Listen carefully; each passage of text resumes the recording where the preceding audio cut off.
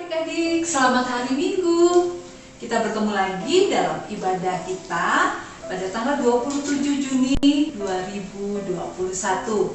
Dan hari ini kita akan belajar bersama-sama mengenai Paulus mengikuti pimpinan Allah. Nah, adik-adik sebelum mulai ibadah, supaya adik-adik bisa menyiapkan diri, duduk dengan penuh hormat kepada Tuhan, tidak lagi makan dan minum. Dan baik adik-adik, sebelum kita memulai ibadah kita, mari kita siapkan hati kita terlebih dahulu. Kita berhimpun dan bersekutu di sini di dalam nama Allah Bapa, di dalam nama anaknya Yesus Kristus, dan di dalam persekutuan dengan Roh Kudus. Pertolongan kita hanya datang dari Allah, pencipta langit dan bumi. Amin. Ya, baik adik-adik, apakah adik-adik sukacita? Walaupun hanya di rumah saja, atau walaupun pada saat ini situasi pandemi semakin mencemaskan, tetapi kita bersyukur karena kasih Allah tidak pernah meninggalkan kita. Mungkin adik-adik pernah bilang seperti ini, aku tidak bersukacita karena tidak bertemu dengan teman-teman. Atau mungkin aku tidak bersukacita karena nggak bisa jalan-jalan. Nah, jangan khawatir adik-adik, yang membuat bersukacita bukan karena kita bisa jalan-jalan atau karena kita punya banyak hadiah, tetapi karena kasih Tuhan selalu menyertai kita. Yuk, kita bangkit berdiri bersama-sama dan kita akan mengangkat sebuah pujian, Adalah Sukacita di Hatiku. Adik-adik boleh bertepuk tangan juga ya.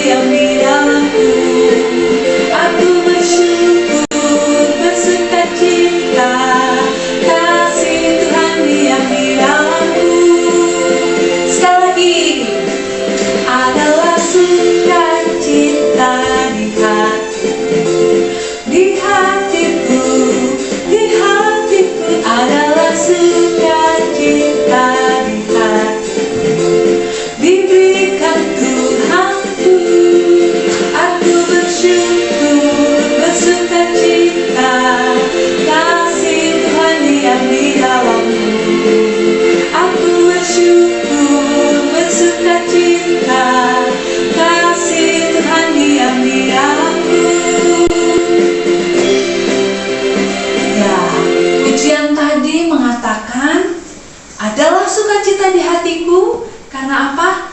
Kasih Tuhan diam di dalamku. Kasih Tuhan tidak pernah meninggalkan kita. Ya, adik-adik, mari kita sekarang berdoa dan kita mau membuka ibadah kita bersama-sama di dalam doa. Mari kita berdoa.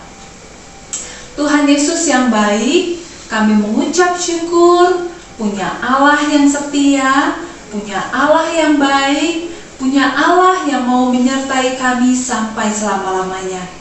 Pada pagi hari ini kami mau beribadah, walaupun kami di tempat kami masing-masing, tetapi kami percaya ketika kami berkumpul di dalam nama Tuhan, Tuhan Yesus hadir bersama-sama dengan kami. Pimpin ibadah kami dari awal, pertengahan hingga akhir, dan biarlah kami anak-anak Tuhan boleh mendengarkan kebenaran firman-Mu.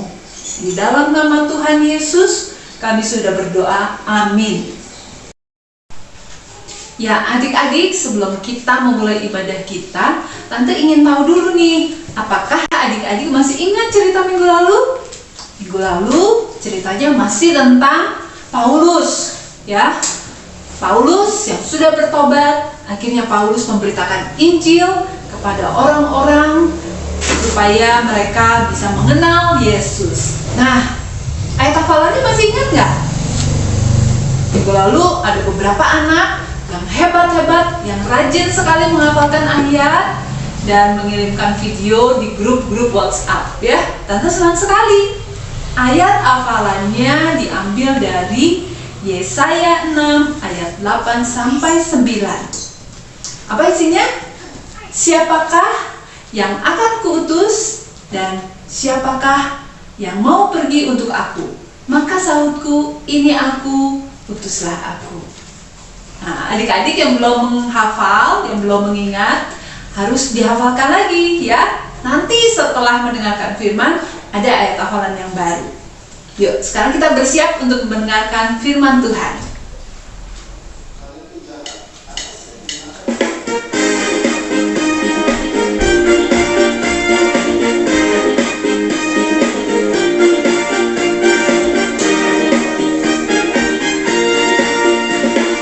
Buka Alkitab, lalu ku baca. Srek, srek, srek, srek, srek, srek.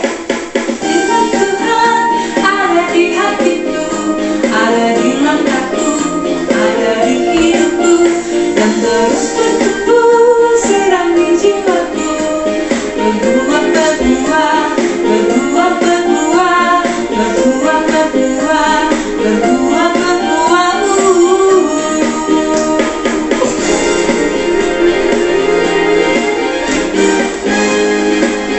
Sekali lagi ya.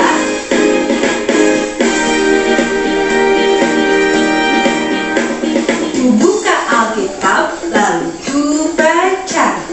Srek, srek, srek, srek, srek, srek. Firman Tuhan ada di hatiku, ada di langkahku, ada di hidupku, dan terus bertumbuh sirami jiwaku. Berbuah, berbuah, berbuah, berbuah, berbuah, berbuah, berbuah, berbuah.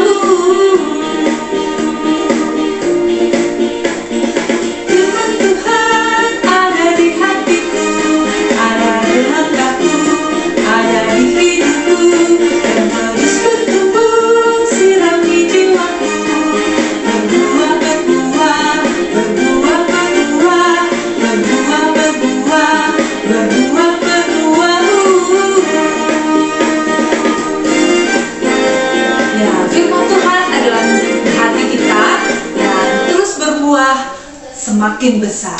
Mari pada saat ini kita mau mendengarkan firman Tuhan supaya kita terus bertumbuh dan akhirnya berbuah. Kita akan berdoa untuk mendengarkan firman Tuhan. Tuhan Yesus, terima kasih untuk kesempatan yang indah ini. Di hari Minggu Tuhan sediakan waktu supaya kami boleh beribadah. Terima kasih untuk kesempatan ini Tuhan. Dan pada saat ini kami mau menyerahkan hati kami. Biarlah Roh Kudus-Mu yang boleh terus berbicara, menyampaikan firman Tuhan melalui guru-guru sekolah minggu. Terima kasih Tuhan Yesus. Di dalam nama-Mu yang kudus kami sudah berdoa. Amin.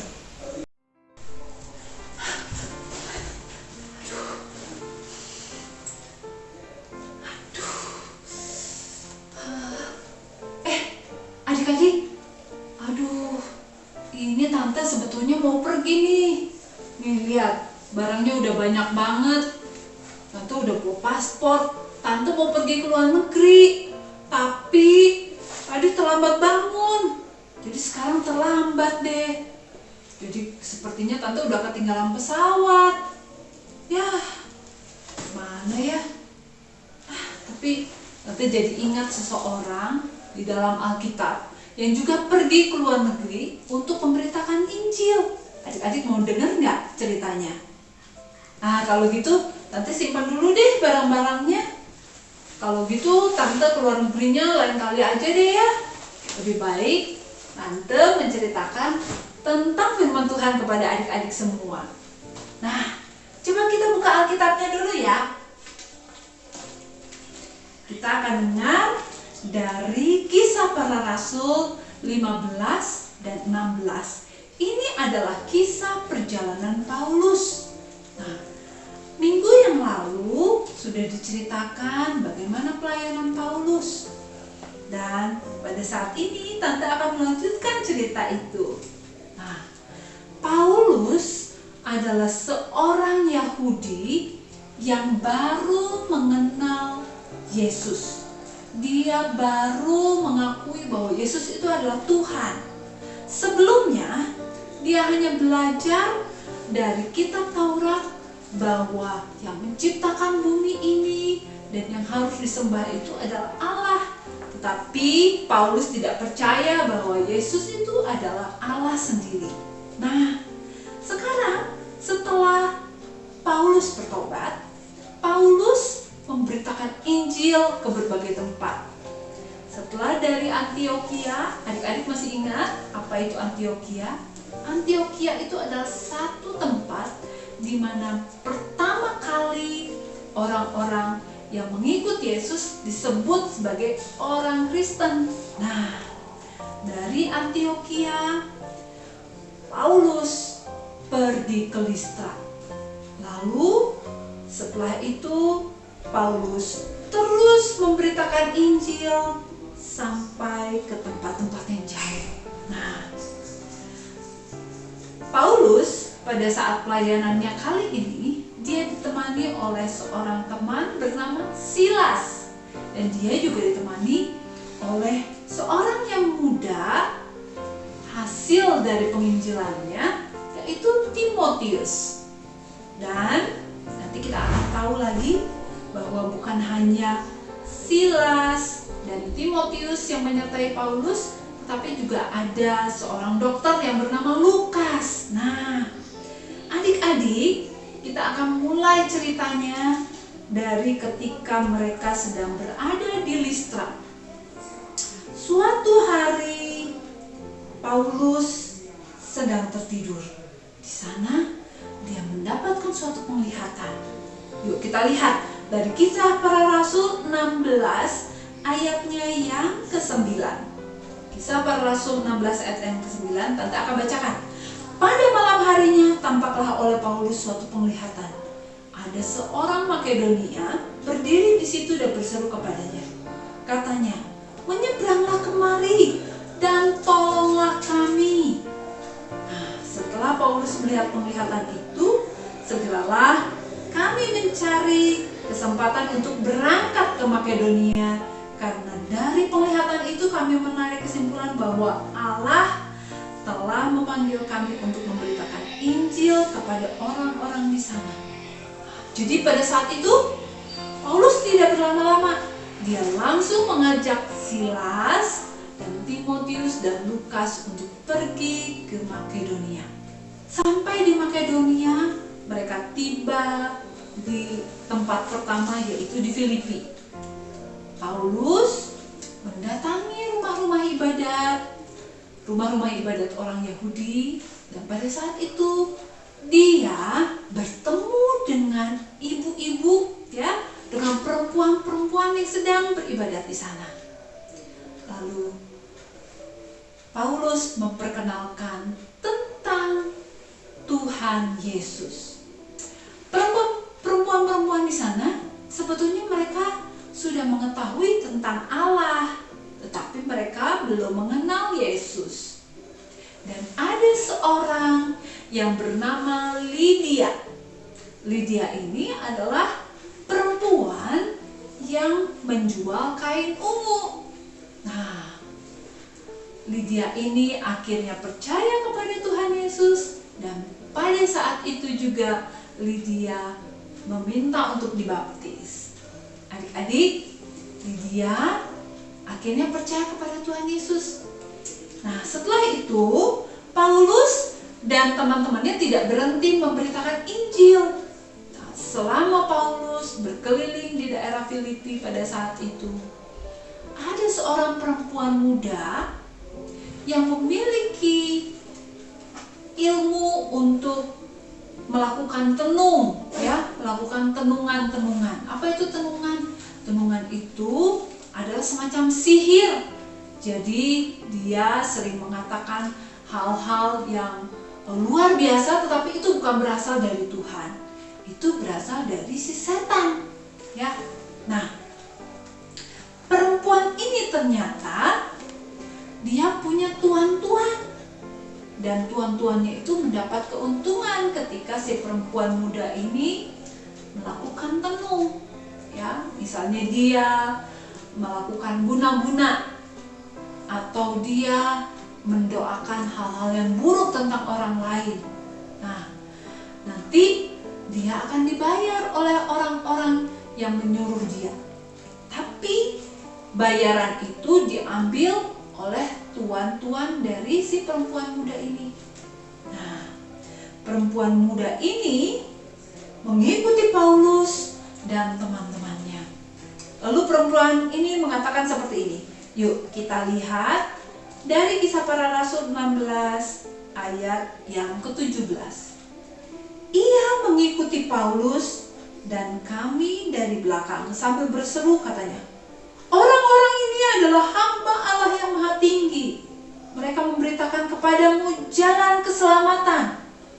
Itu yang dikatakan oleh si perempuan muda yang mempunyai roh tenung ini. Nah, menurut adik-adik, apakah yang dikatakan oleh perempuan ini betul? Sebetulnya apa yang dikatakan oleh perempuan ini adalah suatu kebenaran. Tetapi pada saat itu Paulus merasa terganggu. Mengapa? Karena perempuan ini mengatakan yang bukan berasal dari Allah. Dia mengatakan seperti ini, ya, bukan untuk memuliakan Allah, tapi nanti si perempuan ini mau mengambil kesempatan, ya, untuk menyesatkan orang-orang. Maka Paulus pada saat itu langsung dia berbalik kepada perempuan itu dan mengatakan seperti ini. Kita lihat ya, dari Kisah Rasul 16 ayat yang ke-18. Paulus mengatakan demikian. Demi nama Yesus Kristus, aku menyuruh engkau keluar dari perempuan ini. Seketika itu juga roh itu keluar dan meninggalkan si perempuan muda itu. Nah, adik-adik, tadi Tante sudah katakan bahwa si perempuan yang memiliki roh tenung ini dimanfaatkan oleh tuan-tuannya. Ketika perempuan ini ditinggalkan oleh roh tenungnya dan dia tidak bisa lagi melakukan apa-apa, tuan-tuan dari si perempuan ini jadi marah pada Paulus. Tuan-tuan ini menyeret Paulus dan teman-temannya ke penjara. Waduh, adik-adik, padahal Paulus tidak bersalah. Dia mengusir roh jahat dari si perempuan muda ini. Nah, tetapi Paulus difitnah oleh tuan-tuan yang memanfaatkan si perempuan muda tadi. Tuan-tuan itu memfitnah seperti ini. Dia mengatakan bahwa Paulus ini bukan orang Roma dan dia memberitakan hal-hal yang membuat adat istiadat di sini menjadi kacau. Ya, maka pada saat itu semua orang jadi marah dan merasa tersinggung kepada Paulus. Lalu Paulus dimasukkan ke penjara. Nah, adik-adik, betapa sedih ya. Ternyata Paulus yang memberitakan Injil, hidupnya tidaklah mudah. Dia harus menghadapi berbagai kesulitan, bahkan dia harus dimasukkan ke dalam penjara. Apakah Tuhan tidak menyertai Paulus? Bukan begitu adik-adik. Memang ketika kita memberitakan Injil, iblis pasti tidak akan tinggal diam. Dia akan menghalangi orang-orang yang ingin memberitakan Injil. Nah, demikian juga dengan Paulus. Pada saat itu dimasukkan ke dalam penjara. Di dalam penjara, ya, sebelum masuk penjara adik-adik, Paulus, Silas, dan teman-temannya itu disiksa dulu. Mereka dilempari batu dan mereka dipukuli ya, sampai badannya memar-memar, biru-biru, dan banyak luka di tubuhnya. Di dalam penjara, orang-orang melihat, wah, ini Paulus dan teman-temannya, pasti mereka kesakitan. Mereka menunggu-nunggu kapan mereka merintih. Tapi ternyata Paulus, Silas dan teman-temannya tidak sekalipun mengeluh ataupun merintih. Apa yang mereka lakukan? Yuk kita baca dari Kisah Para Rasul 16 ayatnya yang ke-25. Tetapi kira-kira tengah malam, Paulus dan Silas berdoa dan menyanyikan puji-pujian kepada Allah, dan orang-orang hukuman lain mendengarkan mereka. Nah, jadi yang dilakukan Paulus, Silas dan teman-temannya bukan menangis, bukan marah-marah kepada Tuhan, bukan juga menyesal, tetapi mereka berdoa, memuji Tuhan, dan pada saat itu mereka juga menyanyikan puji-pujian buat Tuhan. Dan seketika itu juga adik-adik, ada sesuatu yang dahsyat yang terjadi. Adik-adik tahu nggak? Nah, yang terjadi pada saat itu, terjadi gempa bumi adik-adik. Adik-adik takut kan kalau ada gempa bumi? Pada saat itu ruangan tempat penjara itu bergoyang-goyang dan pintu penjaranya terbuka. Bahkan bukan hanya pintu penjaranya yang terbuka, belenggu yang ada di dalam kaki yang mengikat kaki Paulus dan teman-temannya juga ikut terlepas. Wah, itu bukan gempa yang biasa, tapi itu pasti gempa yang luar biasa. Pada saat itu, kepala penjara yang menjaga Paulus dan teman-temannya ketakutan. Pada saat itu gelap gulita dan dia tidak bisa melihat. Dia hanya ketakutan. Waduh, bagaimana ini? Kalau sampai orang-orang tahanan ini pergi, maka habislah nyawaku. Itu yang dipikirkan oleh kepala penjara ini. Maka dia mengambil pedang, lalu dia hendak membunuh diri. Tapi dia mendengar ada orang yang berteriak seperti ini. Hei, hentikan! Apa yang kamu lakukan? Jangan kamu lakukan itu, karena kami masih di sini. Nah, mendengar itu, kepala penjara langsung mencari obor dan mencari di mana suara itu berasal. Dan ternyata suara itu berasal dari Paulus. Paulus mengatakan seperti itu kepada kepala penjara. Lalu kita lihat jawab mereka, percayalah kepada Tuhan Yesus, dan engkau akan selamat, engkau dan seisi rumahmu. Itu yang dikatakan Paulus, karena kepala penjara itu mengatakan seperti ini, Tuhan, apakah yang harus aku perbuat supaya aku selamat? Itu ya, kepala penjaranya ketakutan, karena dia takut atasannya akan memarahi bahkan menghukum dia kalau para tahanan itu pergi. Nah, tapi yang disampaikan oleh Paulus membuat kepala penjara ini damai sejahtera. Paulus menenangkan dia dan mengatakan, percayalah kepada Tuhan Yesus dan engkau akan selamat, engkau dan seisi rumahmu. Pada saat itu juga adik-adik, kepala penjara itu menjadi percaya kepada Tuhan Yesus dan dia menyerahkan diri untuk dibaptis, dia dan seisi rumahnya.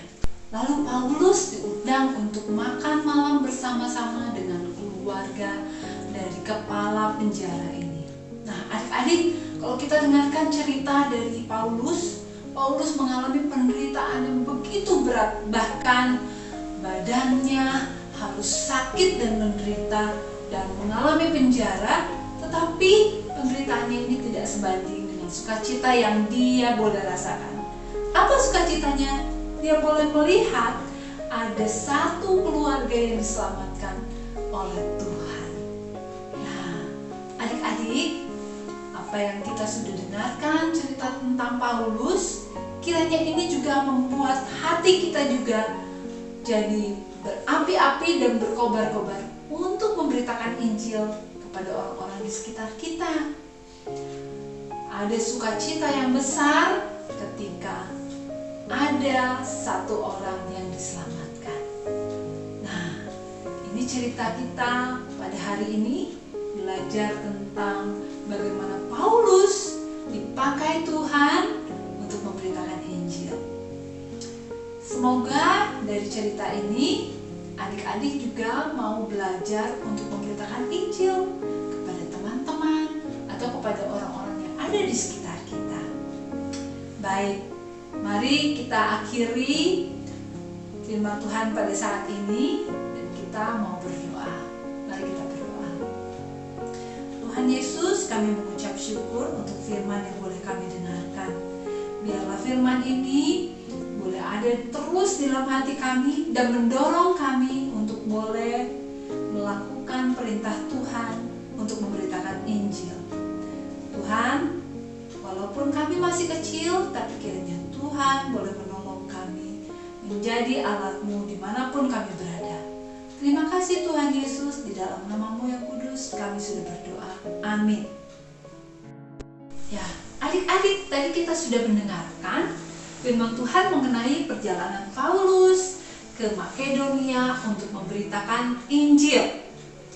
Paulus bersama-sama dengan siapa? Dia bersama-sama dengan Silas, bersama-sama dengan Timotius dan Lukas. Mereka memberitakan Injil. Ada begitu banyak pengalaman yang seru yang kita sudah dengar.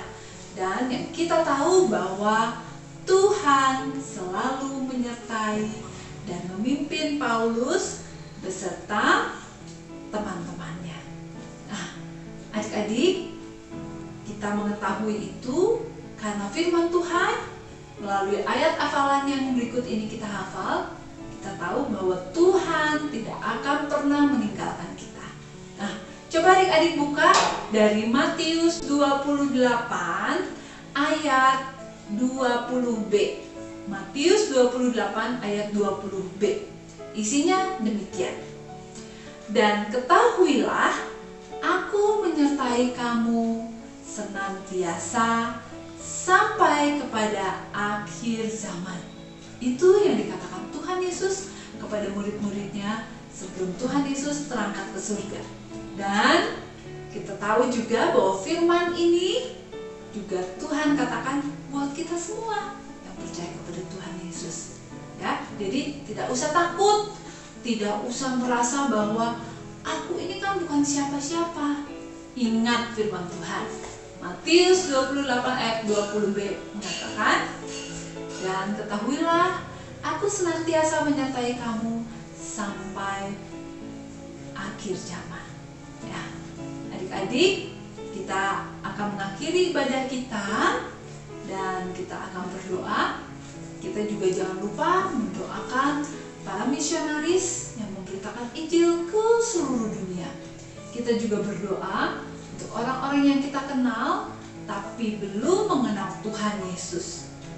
Dan kita juga mau berdoa untuk bangsa kita Indonesia yang saat ini sedang begitu kesulitan karena menghadapi pandemi yang belum usai. Mari adik-adik, kita bersungguh-sungguh kita akan berdoa bersama-sama. Tuhan Yesus, kami mengucap syukur untuk firman Tuhan yang boleh kami dengarkan. Biarlah firman Tuhan ini boleh menjadi kekuatan buat kami anak-anak Tuhan untuk terus setia. Meskipun ada begitu banyak kesulitan yang kami hadapi, meskipun kami menghadapi banyak kesusahan, tetapi kami percaya janji Tuhan Yesus kepada kami bahwa Engkau akan menyertai kami senantiasa. Tuhan, pada saat ini juga kami mau berdoa untuk para penginjil yang ada di seluruh dunia. Mungkin mereka saat ini sedang mengalami penganiayaan atau kesulitan yang besar. Tuhan, berikan mereka kekuatan, berikan mereka pertolongan, dan kiranya mereka tetap teguh dan penuh sukacita untuk memberitakan Injil. Kami berdoa juga untuk orang-orang yang belum mengenal Tuhan Yesus.